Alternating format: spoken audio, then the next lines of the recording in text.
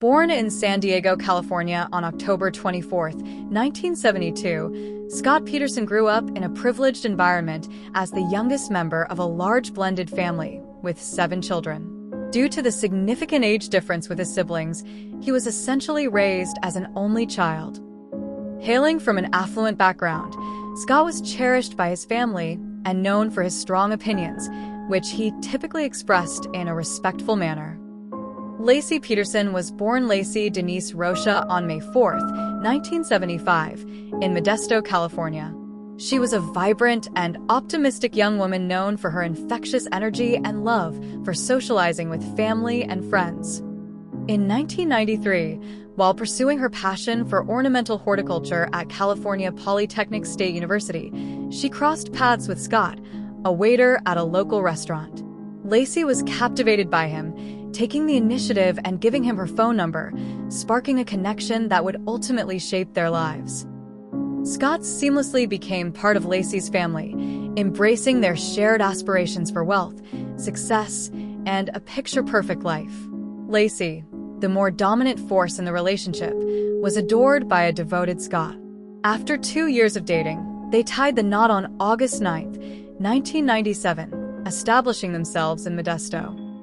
Scott thrived as a fertilizer salesman manager, while Laci pursued her passion as a substitute teacher. Their lives projected an image of marital bliss, amplified by Laci's long-awaited pregnancy. Yet, beneath this carefully crafted facade, Scott's dissatisfaction with their family life festered, a hidden undercurrent threatening to disrupt their seemingly perfect world. On Christmas Eve 2002, Laci vanished without a trace. Her disappearance sparked a massive search and media frenzy, captivating the nation with its heart-wrenching story of a young family shattered. Police thoroughly searched the Peterson residence and vehicles, finding no signs of struggle or foul play. Evidence suggested Laci left on foot, possibly while walking the dog. Scott, taken in for questioning, recounted his version of events, claiming he found Laci missing upon returning home from a fishing trip in the San Francisco Bay. Officers observed a fresh cut on his hand, which he attributed to a minor accident with a toolbox. They requested a polygraph test, and Scott agreed, but later reneged, changing his mind after speaking with his father. Meanwhile, a nearby burglary on December 24th raised concerns of a potential connection to Laci's disappearance, especially after a neighbor reported seeing 3 men in a van. However, detectives quickly apprehended the burglars who confessed to the crime but denied any involvement with Laci. They also clarified that the burglary took place on December 26th, eliminating them as suspects. Scott, harboring a desire for a life free from marital constraints, maintained a deceptive double life.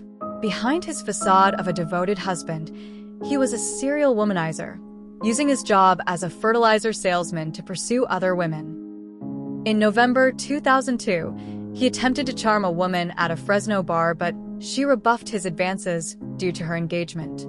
However, she introduced him to her friend Amber Fry, a 27-year-old single mother and massage therapist.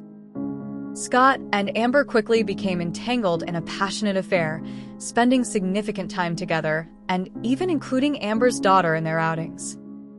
On December 29th, Amber's friend showed her a news article about a missing pregnant woman, revealing that the woman's husband was none other than Scott. Shocked and heartbroken by his web of lies, she tearfully contacted the Modesto Police Department. Amber recounted an emotional conversation they had 2 weeks prior to Laci's disappearance about the upcoming Christmas holiday, during which Scott had claimed it would be his first without his supposedly deceased wife. This revelation further fueled police suspicions, solidifying their belief that Scott was concealing crucial information.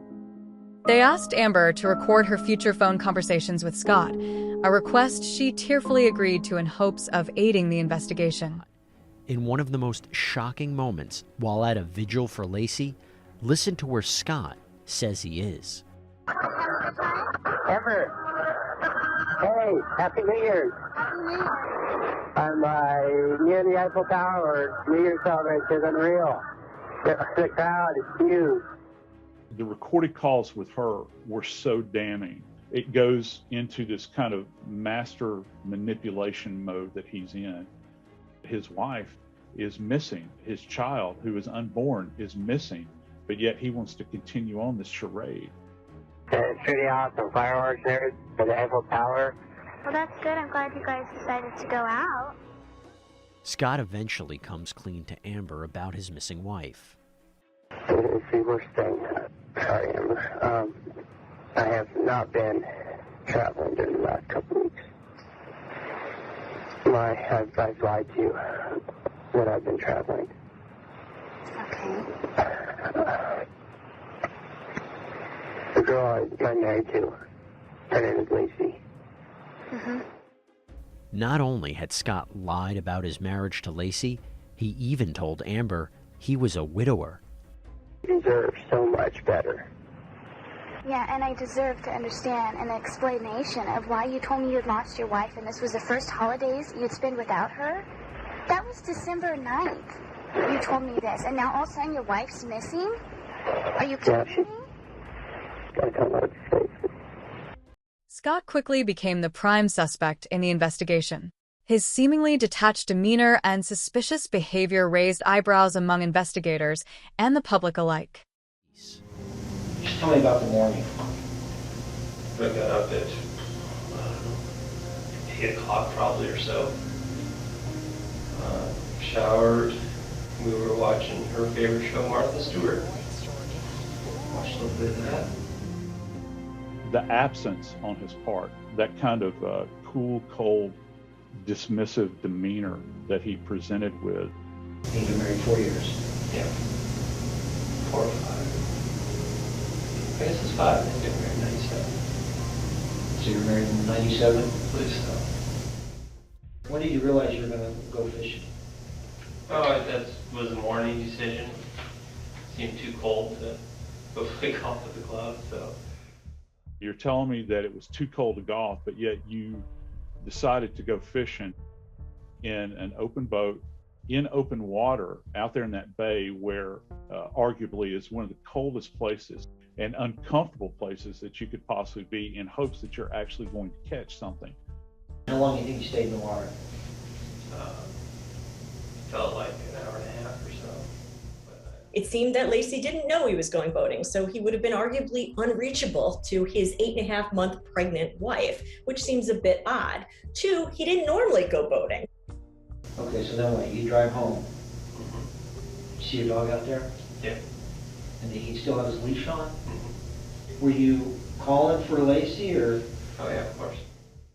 In April 2003, the remains of Laci and her unborn son, Connor, were discovered on the shores of San Francisco Bay. The gruesome find fueled public outrage and solidified the case against Scott. The trial that followed was a media sensation, with every twist and turn dissected by news outlets and armchair detectives alike. Prosecutors painted Scott as a cold-blooded killer who murdered his wife and unborn child to escape the constraints of marriage and fatherhood. Defense attorneys argued for his innocence, suggesting alternative theories and highlighting potential missteps in the investigation. In November 2004, the jury found Scott Peterson guilty of first-degree murder for the death of Laci and second-degree murder for the death of Connor. He was subsequently sentenced to death by lethal injection. But in 2020, the California Supreme Court overturned Scott Peterson's death sentence, citing errors in jury selection during the penalty phase of his trial. The court ruled that potential jurors who expressed moral objections to the death penalty but were willing to follow the law were improperly dismissed.